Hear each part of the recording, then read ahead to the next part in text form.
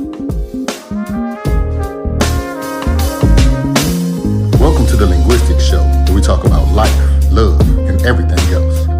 There's always something to talk about with this couple, so you never know what may come out of their mouth.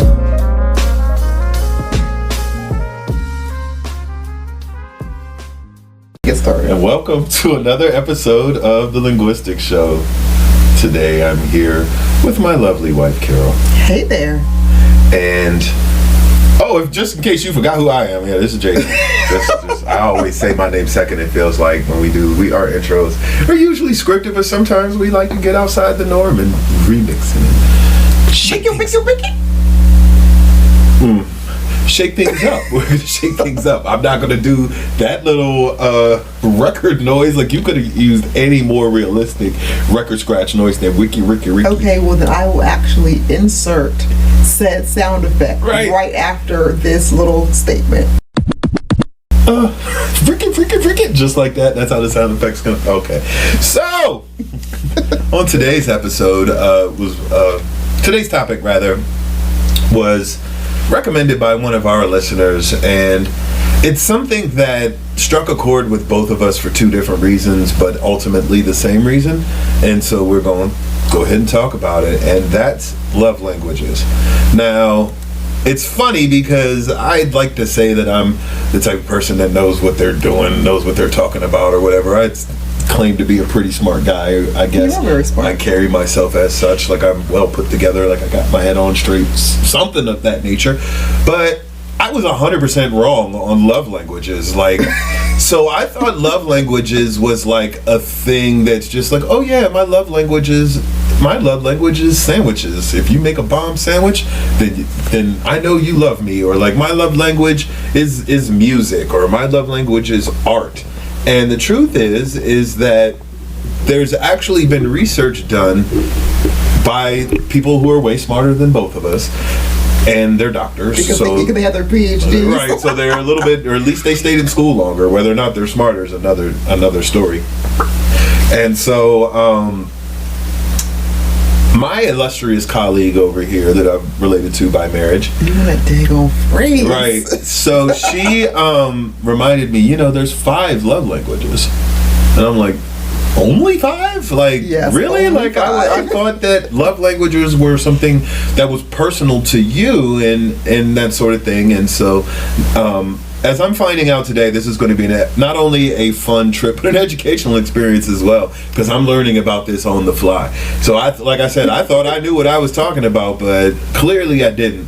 So, there are how many love languages, Carol? There are 5 love languages, my boo. So 5 love languages. These love languages are? They are acts of service. So like an act of service for certain people. These are actions speak louder than words, Yes. It's like doing something for someone, when they've asked you or whether they haven't. It's just, doing things for people, essentially. What's another one of the love languages? We have the physical touch. Physical touch. So to this person, nothing speaks more deeply than appropriate physical touch.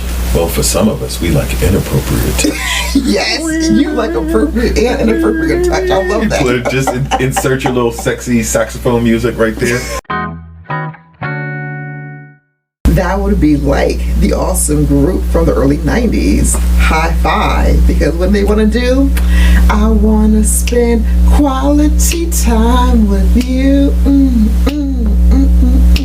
I'll be right there for you. And that's enough of me singing. I sound horrible. Well, that was the long way to get to the name of the love language, which is quality time. And this love language is all about giving the other person your undivided attention, like putting your phone away, putting your computer away, like just hang out. Let's just go hang out, like that sort of thing. Spend time together. And so those are the 5 love languages officially. And so let me actually just go over them together, because my whole little concert may have gotten folks a bit off track with what they are. So they are an awesome group. they're not that awesome, man. I don't even think them bands went platinum, but it's all good. I do remember the song. Okay, good, because they have some good jams for like 2 or 3 songs. So just to say what they are again. So it's words of affirmation, quality time, receiving gifts, acts of service, and physical touch. And now it's easy to kind of get those mixed together because some people might think that receiving gifts is acts of service. Some people might see physical touch as quality time. And so it's important that you differentiate those different things because they are different. Like acts of service is going out of your way to do something for someone else. Buying something for someone else isn't an act of service. Right. If it's something they need and you're doing it for them, that could be seen as an act of service. Balance. That's kind of I would say that's kind of, halfway or whatever, but I would still see that as a gift. You're buying something. You're not doing something. You're buying something. And that's the same with how some people may misconstrue physical touch and quality time. It's just because I want to spend time with you, spend quality time with you, don't mean we got to be doing something like that. You don't got to necessarily have your hand on me, be laid up on me, or whatever the case may be, right? Like you don't always have to be that to spend quality time. Quality time could be running errands together, going out to eat, like just doing little things together, watching TV. Like we tend to watch a lot of movies together. So that's something that kind of dates our relationship more so than a lot of different things. When people ask like, what do we like to do? And I tell them, yeah, me and Carol love watching movies. We used to go to the movies all the time.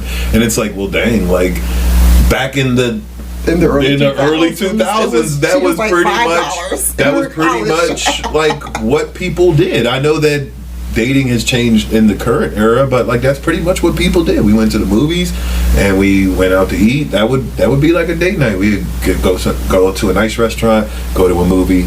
We watch a lot of movies. Yes, so that's our quality time. You know what I mean? That's quality time. I think that's different than physical affection when they be like, oh, I want some quality time. Nah, I know what you want. Yeah, you want some physical touch. Right. So now that we kind of got those out, kind of cleared up, and what the 5 love languages are, and Carol, why is there 5 love languages? Why is 5 love languages the standard, I guess, or what people talk about when they talk about love languages? Yeah. So back in the early 90s, actually, it was in 1992, there was a marriage counselor or either a therapist. His name is Chapman.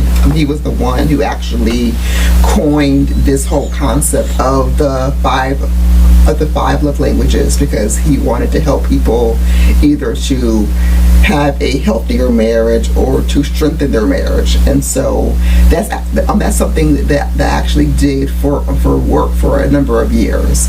So as you all know, I work for the federal government, and some of the programs that we had in maybe that was the it started in the mid 2000s, was this whole concept of the federal government trying to help couples, whether they were either dating or they were newly married or have been married for a while. There was a federally funded program that would help couples to either have a stronger marriage or to learn some of the signs of dating, to also help them see when not to actually get married. So it was a grant program called Healthy Marriage, and so I learned a whole lot about tips from various doctors, counselors who had methods that were actually proven to really help couples. And so we'll be honest in saying that when I first started this job, I was wondering, why is the government trying to get involved in helping people to have a healthy marriage? And so I'm not going to get it. I'm into all the various stats and studies, but in short, when a child has parents who are either in a long-term marriage, or they're in a long-term commitment, those children normally end up having better health outcomes. So whether it's in school, mental health, education, etc. So that was the whole premise of let's help couples in the U.S. try to learn how to have a stronger marriage. Okay, and so with your time That with was so helping, long. that's okay. No, I mean that's very detailed, but that's why I wanted to That's why I discuss actually it that learned way. about it. That's why I want to discuss it that way, because it's not like we're professionals or anything. We're not, trained counselors. However, you do have people who have real life experience of the ups and downs of relationships, and then also someone who did take a whole bunch of specific training on this topic in particular. Had to read some of the same books people who are out there in this whole marriage field. They would come to I won't say the office, but we probably go do marriage kinds of trainings. There's just a whole lot that we would do. And so with me having various coworkers, some of them were married, some were divorced, some just were not into marriage at all. But I really took it seriously and use that as a way to take these various skills that I'm getting from my programs I do at work and find ways to have them applied to our marriage. And right. So that was a huge benefit, because I definitely wanted us to have a stronger marriage. But I was really thankful for the tools that I got for free by just going to trainings. Going to work. Exactly. Basically, you got paid to learn. Yeah, exactly. And so that was a huge change for me in terms of just learning how to be a better partner for you. And so again, the 5 love languages, really the premise is really simple. It's that there are different people with different personalities, give and receive love in different ways. By learning to recognize the preferences in yourself and your loved ones, you can identify the root of the conflicts, connect more profoundly, and truly begin to grow closer. That part right there, the root of the conflicts, because y'all, sometimes it's not that y'all don't love each other. It's that y'all are, well, I won't say y'all, but for us at least, we were trying to love each other in a way that was how we might have wanted to receive, as opposed to us giving the partner their actual love language. And so that definitely helped me a lot with us, because I was like, why am I trying so hard, but you're not receiving the love that I have for you? And so I would get mad, because I was thinking, I love you and I'm doing these things, but in reality it was me trying to show. It was me trying to love you in a way that worked for me and not for you. That's deep. And so when we came across this topic, we thought we were going to just spit out, this is this and this is that, and go into detail on each one. But we realized that, that would be like a 5-hour episode if we were going to do something like that.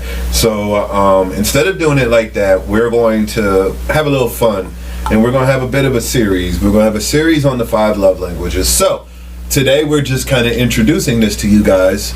We're going to have an episode on acts of service, an episode on receiving gifts, an episode on quality time, an episode on words of affirmation, and an episode on physical touch, because all 5 of these are important.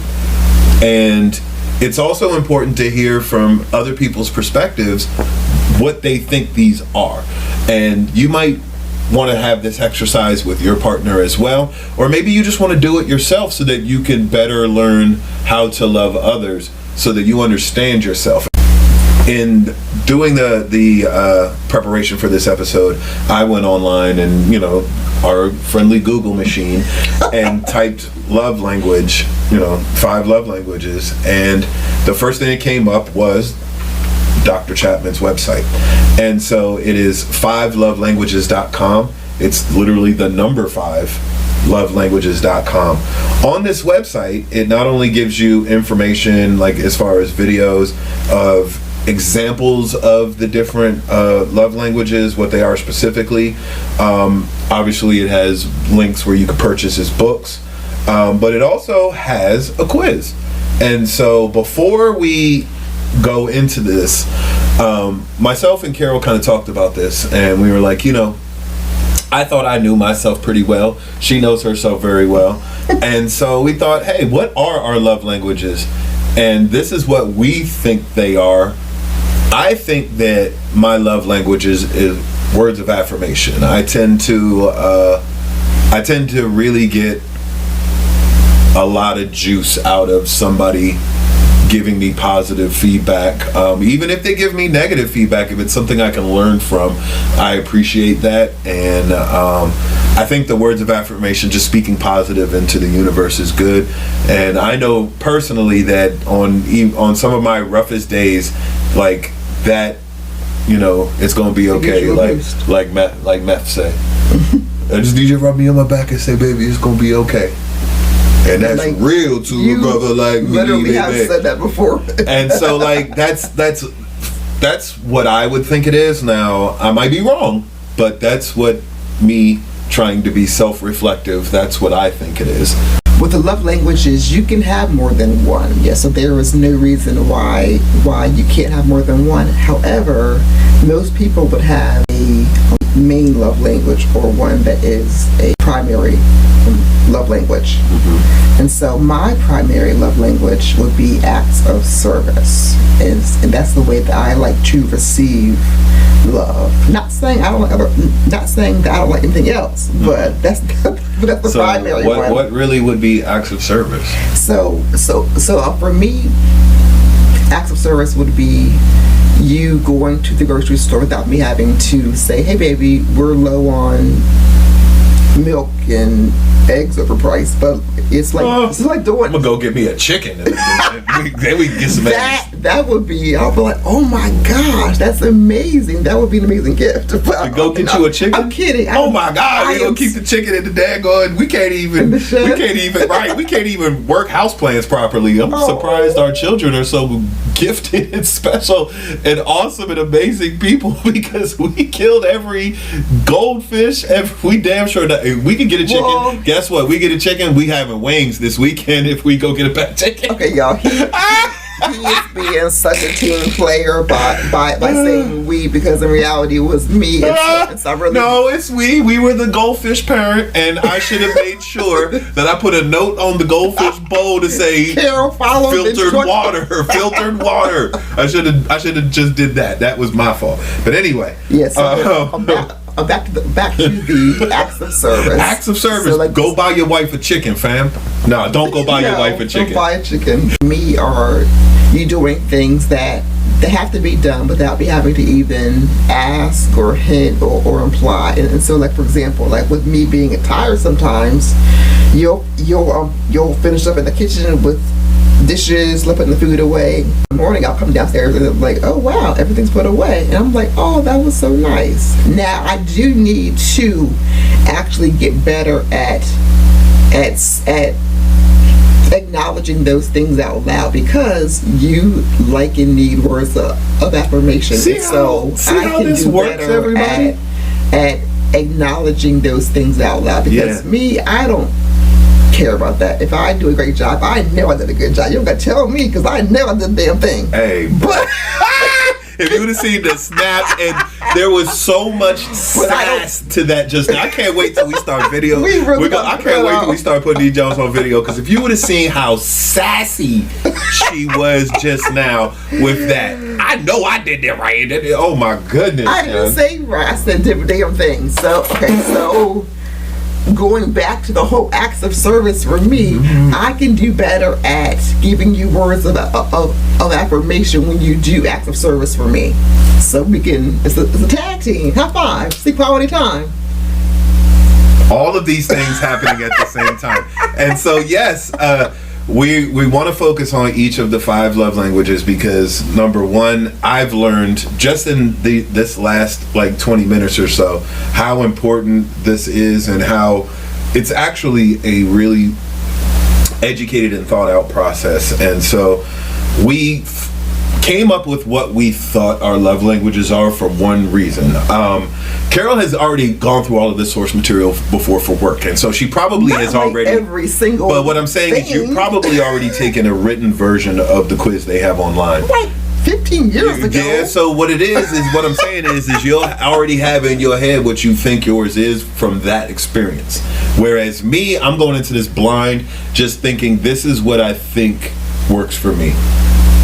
So what I want to do, 5lovelanguages.com does have a quiz where you can. I'm hoping it's a free quiz. I didn't click on the John. I didn't even click on that John yet. Hopefully it's free. So, can you see if it's free before you? Hilarious. We are the funniest people ever. Yes, not only is it free to take the quiz, Good, okay. but you can, when you're finished, you can print, share, or save your results for future reference. Okay, now I did do marriage quizzes back as part of my actual job. Okay, so I remember that phase. I remember you sending them to me every once in a while. Good, okay. But I did send that's questionable whether or not I did it or not. Because I did them for work. It might be in like my 10,000 email from like deep 15 inbox. years ago. No, I purged my email. It's only about like 2,000, not 15,000. Anyway. Okay. So what we came up with what we think our love languages are, and so what we're going to do now is we're going to take this quiz, and then we're going to let you know what our love languages actually are. Okay, and we're back after taking the quiz. And so this has been a very educational process. This is actually tough. And I don't mean tough like the questions were hard, but they were tough as in either pick one. You only got to pick one, and both of them seem like the right answer. So you had to really, really think about this critically.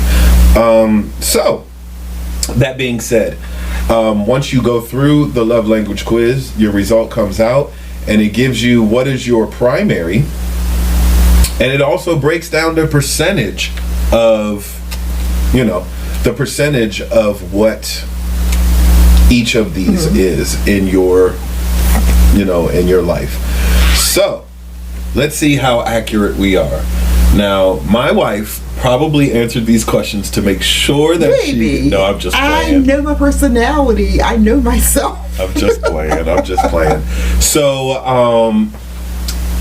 what was your, officially, now that you've taken the quiz, what is your primary love language, ma'am? So officially, after doing Gary Chapman's quiz on 5lovelanguages.com, it is acts of service. Acts of service. So, which was also my pre-assessment. Your pre-assessment. Oh my gosh. That was my pre-test answer too. So when you scroll down after it shows you what your main one is, it has a brief explanation of what that is. So what, according to Dr. Chapman, have we learned today? So I have learned, but it'd be down here. No, down there. See that paragraph? This. Okay. So what have we learned today with Dr. Chapman? So acts of service. So can things like vacuuming the floors really show your love? And I would say yes, because you know that I have told you before that I'm doing things like the laundry for me, like when I'm really busy or like when I'm tired, that means way more to me than buying me a gift. And so like things around the house like vacuuming or going to the store or that kind of thing are acts of service. And so that was actually the first, I guess, line of the response was vacuuming the floors was an act of service. Right. But going to the other four, so I am, number 1 was acts of service, number 2 was quality time, number 3 was words of affirmation, number 4 was receiving gifts, and a lowly number 5 was physical touch. Of what works for me, not for you. So the funny part about this is that they even give you a percentage, right? A percentage rating. So for me, mine actually came up as quality time. Okay. 27% quality time, 23% words of affirmation, 23% physical touch, 17% receiving gifts, and 10% acts of service. Because I don't really need nobody to do nothing for me. You can help me get there, but I can go do it myself. In the vernacular of quality time, nothing says I love you like full undivided attention. Being there for this type of person is critical, but really being there, the TV off or with the fork and knife down, putting your phone away, just actually making someone feel loved and truly special by eliminating distractions. I guess that's what that means. I didn't think that that's what mine was. Remember when we started this, I said mine was words of affirmation. And so when we first started looking at this, I kind of was in between words of affirmation and physical touch And then now that I really think about it, quality time, remember I said all of these on the outside was probably the one in the middle. Right. And it probably was, and it ended up being that for me. It's quality time. So that's interesting because I do like that. I do like to just do nothing with you. I've said this to you I've said this to you a lot, like before. Like, I can't wait till we can go on a trip somewhere and just do nothing together and be kids again. I say that sort of stuff often because that's how I really feel. Like, sometimes the pressures of life and everything that we all have going on all the time makes it hard to just have quality time because we're busy people. And I'm not just saying as me and Carol, but everybody. Like, people are busy, and so it can be hard to make quality time. You have to almost schedule it sometimes, and then that's not as much fun because I am a really spontaneous person. But let me just schedule in this quality time. Right, let me schedule on so and so date, so and so time. Second Tuesday of each month. It's quality time. That's ultra whack. And so yeah, like that's really interesting that it wasn't necessarily what I thought it was, but I wasn't very far off of what I thought I was. It looks like I'm a pretty well-rounded all around, with acts of service being the one that's really low compared to the others. I'm not well-rounded because my percentages were acts of service that was the highest, that you already know. With physical touch, that was only 3% of how I want to be loved.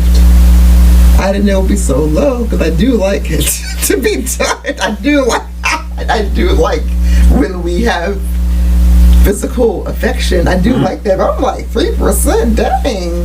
But coming from the person that always be wanting me to cuddle with them in the bed and all that stuff. We both like to be cuddled, so I mean, that's okay. I didn't say there was anything against it. I'm saying that for the person that does like to be bring it in and wants to have hugs all the time and that sort of stuff. Because I'm like 3%, dang. That's interesting. But actually going back to the acts of service, one of the things that actually does resonate with me a lot is that this quiz result says laziness, broken commitments, and making more work for, I guess, us or them makes us feel like our feelings don't matter. And so finding ways to serve speaks volumes to the recipient of those acts. And that definitely is me. And then on mine it literally says distractions, postponed dates, holding me up, like, oh my God, no, but what do you think postponed dates is? This is holding me up. No, postponed dates. What do you think that means? That means rescheduling.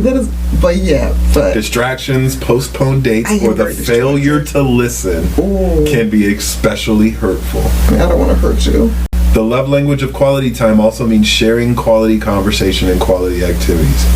So that means the postponed distractions, postponed dates, taking too long, hold me up. No, that's not really in there. I did take too long because I'm distracted. Anyway, you're right. So yeah, that was an interesting quiz, and so what we're going to be doing on this journey, we're doing it a little bit differently this time around. What we're going to be doing on this journey for this series of episodes is we're going to dive a lot more deeply into what all of the different love languages are, and how even if you have a primary, because it's not like, oh, you're a primary, so you have to be this, and you can't get love. And just like Carol said, that even though after taking the quiz, physical touch is way smaller on her thing, it's not like she doesn't want physical touch. And it's just like for me, where acts of service is way smaller percentage of mine, it's not like I don't want nobody to ever do anything for me. Right. You know what I mean? Like, it's one of those things that I feel like everybody will feel a little bit of it. Everybody experiences a little bit of it, and so it's worth going into a greater detail what each of these really is. And so that's what we're going to be doing with this series on love languages, the 5 love languages. I need to do a lot more research because I clearly didn't know that there were 5, so I'm already behind. And so before we start talking about these other ones, a brother's going to be right. A brother's going to be saying 5. Okay. So like when you were saying how you didn't know how you were not aware that there were 5. Did you think that I was just saying 5 just to be like saying it in the past, like making? No, I mean I thought that it was probably a scenario where it was like the five are like the most common or whatever, and so we're only going to talk about the five most common. Whereas again, like sandwiches are my love language, because that's the acts of that's receiving a gift. That's not an act of. That's quality time. We make our sandwich together. No, I don't know. Like I clearly I need to do more studying, because I did take the quiz very seriously. So much so too. that I actually really read it, and I was like, I had to go back and like, no, I really, the more I think about it, it's not that. It's really like I really tried to be authentic as possible with this, and I do find it to be interesting. I think it's accurate. I do think it's accurate. I do agree for you and me. It is accurate. So we are going to be going into a lot more detail into all of the five love languages over the next couple of weeks. So strap in and enjoy the ride. This is going to be a fun one. So the first stop on this journey through the five love languages will be my wife's love language, or at least her primary, acts of service. That will be our first stop. We're going to be talking about what acts of service are. What do they mean? How can you not only learn to better give acts of service, but then also to better receive acts of service. Maybe you're one of those people who just, I'll do it myself. And it's like you're shutting down your partner that way because they're just trying to do something for you to show they love you. So that'll be our first stop, acts of service. So stay tuned next week, and that's where we're going to get started. All right, thanks for tuning in with us today here on the Linguistic Show, which is now the Five Love Language Show for at least the next couple weeks. Catch us on all our platforms. We talk about this stuff all the time. Catch us on all our platforms like Spotify, like Anchor, like Stitcher, like Instagram, and our website, which is linguisticshow.com. That is LINGUISTICSSHOW.com. I wonder how long you had to practice that, because it took me a minute to realize that you were spelling the word out. And then when I did it, I don't know. Like I was listening, but I wasn't. I was trying to think of what I was trying to think of what I was going to say next. That was dope. Like she was spitting just now, spitting. Had to enunciate. Oh my God! And so also, ask your smart speaker. Hey, smart speaker. I'm not going to say no smart speaker names, but hey, smart speaker, play the Linguistic Show. Okay, playing the Linguistic Show on Spotify. Yo, and so like when I did that in the car, that was the dopest thing ever. So yes, yeah, mama, we made it. The smart speaker will play the daggone show just when you ask her. So, or him, depending on your smart speaker. Any event. They had different voices? It can be a man? Probably, I don't know. I mean, you got you got Amazon's girl, you got Microsoft's girl, you got Apple's girl. I'm sure they got a man one somewhere. That Jerry Seinfeld's voice? Why would it be Jerry Seinfeld's voice? That would be annoying as hell. What do you mean you want to listen to this? Why would you want to do that? What's the deal with this weather today? Okay. Anyway, enough of my bad Jerry Seinfeld impersonation. Please check us out on all the platforms. Stay tuned, because we're going to be hitting you up with acts of service next. All right? Thanks for listening, everybody. If you enjoyed this, like, comment, subscribe, and share to the Linguistic Show. This has been an Ashangli Enterprises production. Co-produced by Naomi. Music by Brassville.